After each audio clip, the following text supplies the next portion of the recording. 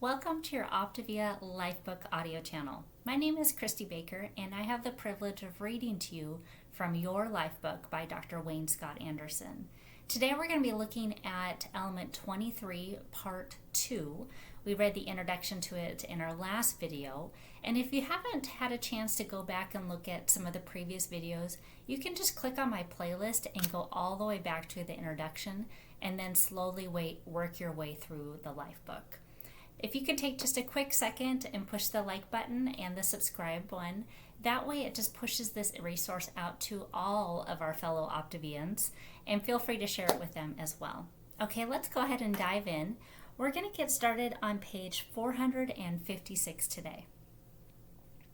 By the time I reach 14 years old, most of us have the skills and capabilities required to function in the adult world.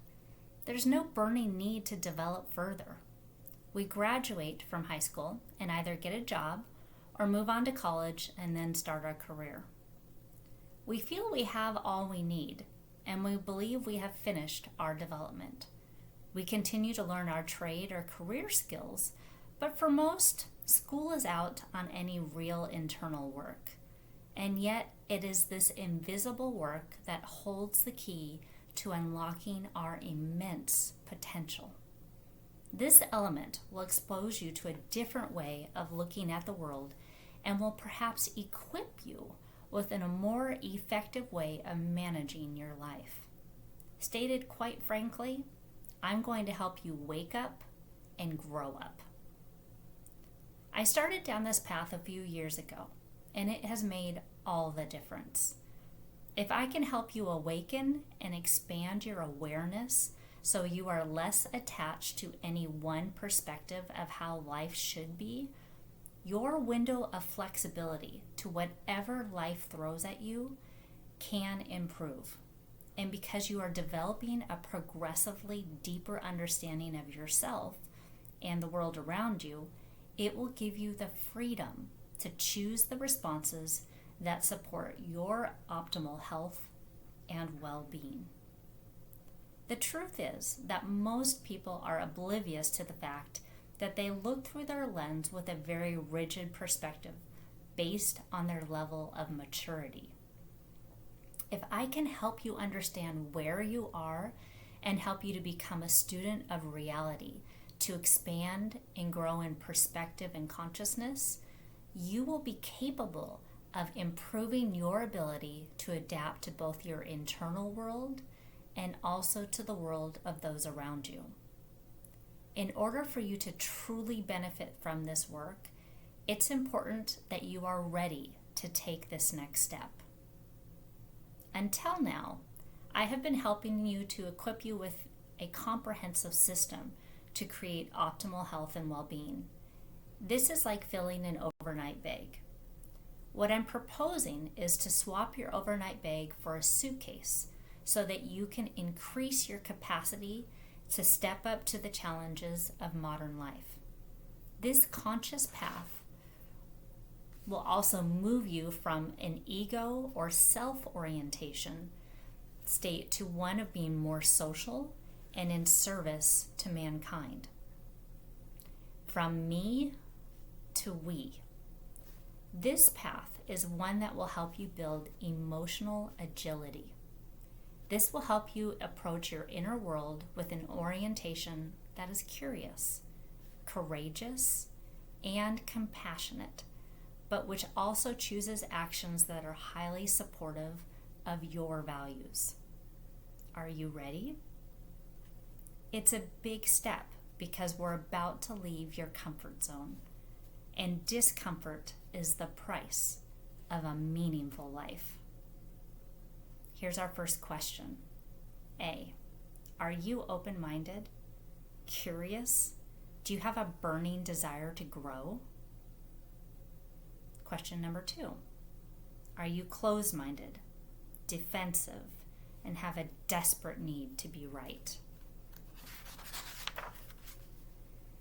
If you answered A, you are currently in a creative or growth mindset, which means that the material we will cover now will appeal to your increasing awareness of yourself and the world. if you are ready to move from wanting to change to now being willing to change. There's a big difference in that. If you answered B, it will be important to use some of the insights you have been learning throughout this book to become more open and less protective of your current position. We have been using a great tool throughout the book, which may soften up your tendency to react rather than respond. I have found that utilizing stop, challenge, choose can be very helpful in creating a pause for reflection and an opportunity to widen your perspective. This may help develop your openness, desire, and reinforce the importance of growing in order to be able to adapt to the changing world. It takes moving into this present state and knowing where you are in relation to your desire to grow versus being right. This emotional resilience or ability will allow you to deal with any number of troubling thoughts, emotions, or stories, and yet manifest in a way that is the highest version of yourself. Take my word for it. It's a lot more fun to learn and grow than to hold on to old thinking that may have served you in the past. In fact, now when my old ego-based thinking tries to take over, I just laugh at how much energy I would have expended needing to be right. A couple of ground rules before we carry on. It's important that you go at your own speed and make sure that you're using your LifeBook to help guide you.